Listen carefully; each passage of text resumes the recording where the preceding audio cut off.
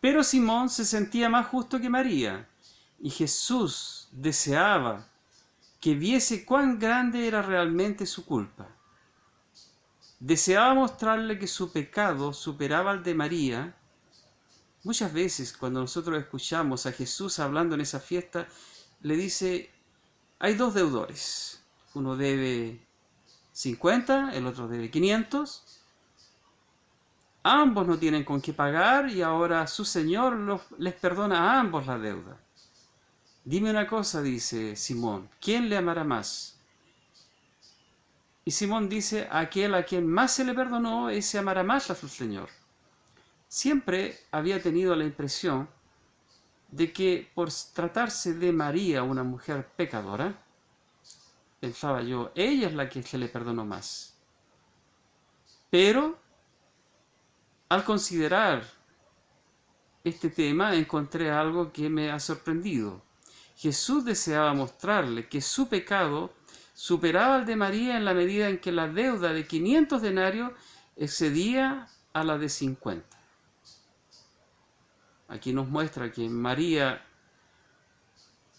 era menos culpable que Simón.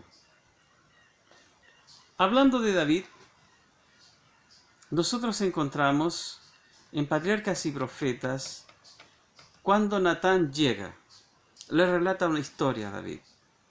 Transfiere la responsabilidad de dictar sentencia contra este pecado, el adulterio.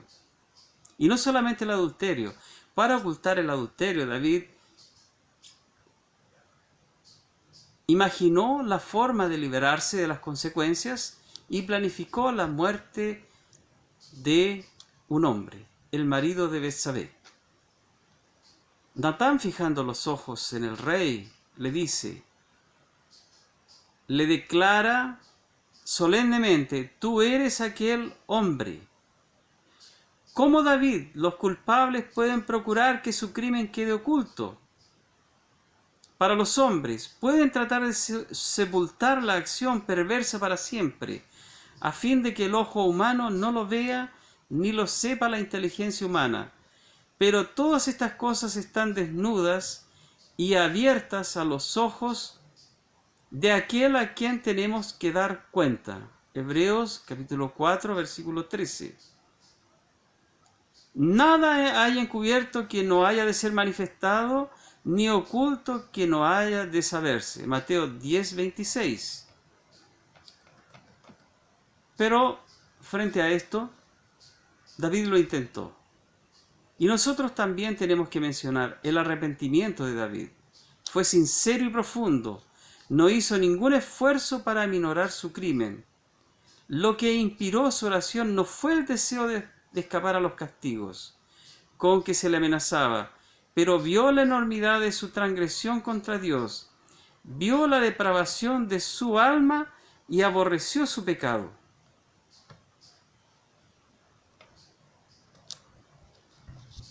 No oró pidiendo solamente perdón, sino también pidiendo pureza de corazón.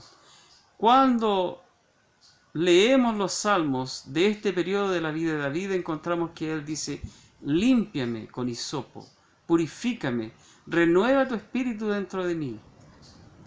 Él necesitaba la gracia del Señor Jesús. Vio la evidencia de su perdón y aceptación en la promesa hecha por Dios a los pecadores arrepentidos. Los sacrificios de Dios son el espíritu quebrantado. Al corazón contrito y humillado no despreciarás tú, oh Dios. Ahora, ¿cómo Jesús trata el adulterio? Todos conocemos que en el capítulo 8 del 1 al 11 del Evangelio de Juan, está la experiencia cuando a Jesús le traen esta mujer acusada, sorprendida en el acto del adulterio. Deseado de toda la gente, página 426, nos expresa así los sentimientos de la mujer. La mujer había estado temblando de miedo delante de Jesús. Sus palabras, El que de vosotros esté sin pecado arroje contra ella la piedra el primero, habían sido para ella como una sentencia de muerte. No se atrevía a levantar sus ojos al rostro del Salvador, sino que esperaba silenciosamente su condena. Con asombro vio a sus acusadores apartándose mudos y confundidos. Luego cayeron en sus oídos estas palabras de esperanza: ni yo te condeno, vete y no peques más. Su corazón se enterneció y se arrojó a los pies de Jesús, expresando con sollozos su amor agradecido y confesando sus pecados con amargas lágrimas. Esto fue para ella el principio de una nueva vida, una vida de pureza, paz, consagrada a Dios. Al levantar a esta alma caída, Jesús hizo un milagro mayor que el sanar la más grave enfermedad física. Curó la enfermedad espiritual, que es para muerte eterna. Esa mujer penitente llegó a ser uno de sus discípulos más fervientes. Con devoción y amor abnegado retribuyó su misericordia perdonadora. El mundo, para esta mujer extraviada, solamente tenía desprecio, escarnio y la condenación. Pero el que era sin pecado compadeció de su debilidad y le tendió una mano auxiliadora. Mientras que los hipócritas fariseos la condenaban, Jesús le dice: vete y no peques más.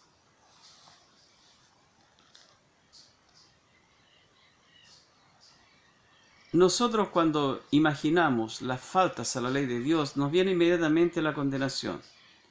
El alma que pecare ciertamente morirá. Pero Jesús a esta mujer le dice: hay esperanza para ti. Ahora estás perdonada. Ni yo te condeno, vete y no peques más. Es extraño que la Biblia generalmente en relación a Jesús trata este tipo de casos. Mujeres. Nos debiera llamar la atención por qué siempre las mujeres llevan la peor parte en este pecado. En el anterior, ¿quién era el encargado de llevarla a la justicia? Era el esposo, pero no había. Y la condenación, si la mujer tenía que ser apedreada, también era el hombre con el cual ella estaba adulterando. Ahora vamos a pasar a otro caso que lo encontramos en Juan capítulo 4, 20 al 27, que es el caso de la mujer samaritana. Para nuestra justicia propia nos puede sorprender una mujer que ha tenido muchos maridos y aún el que está con ella no es su marido. Jesús tomó tiempo para hablar con esta mujer. Ella le hacía preguntas, Jesús trataba de responderle, trataba de explicarle. Mientras la mujer hablaba con Jesús, esto lo encontramos en Desea toda la gente 120, un comentario sobre esta situación. Dice: le impresionaron sus palabras. Nunca había oído tales sentimientos por los sacerdotes de su pueblo o de los judíos. Al serle revelada su vida pasada, había llegado a sentir su gran necesidad. Comprendió la sed de su alma, que las aguas del pozo de Sicar no podrían nunca satisfacer. Nada de todo lo que había conocido antes le habían hecho sentir así su gran necesidad. Jesús la había convencido de que leía los secretos de su vida. Sin embargo, se daba cuenta de que era un amigo que la compadecía y la amaba.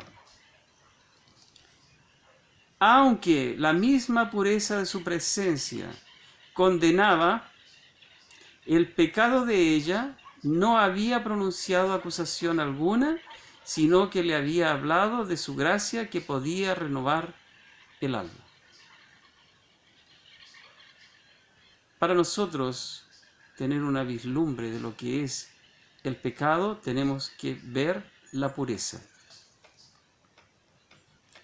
Al comienzo hemos mencionado un versículo que está dirigido especialmente a los jóvenes y dice: ninguno tenga en poco tu juventud, sino sé ejemplo de los creyentes en palabra, conducta, amor, espíritu, fe y pureza. Lo encontramos en 1 de Timoteo 4:12. En el libro de reflexiones Exaltada a Jesús, página 285, nos da la siguiente orientación: esta es mi enseñanza acerca de la pureza moral.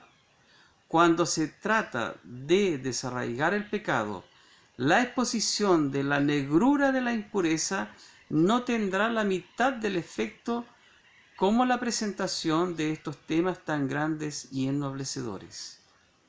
La Biblia, y únicamente ella, ofrece las verdaderas lecciones acerca de la pureza. Entonces, prediquemos la palabra.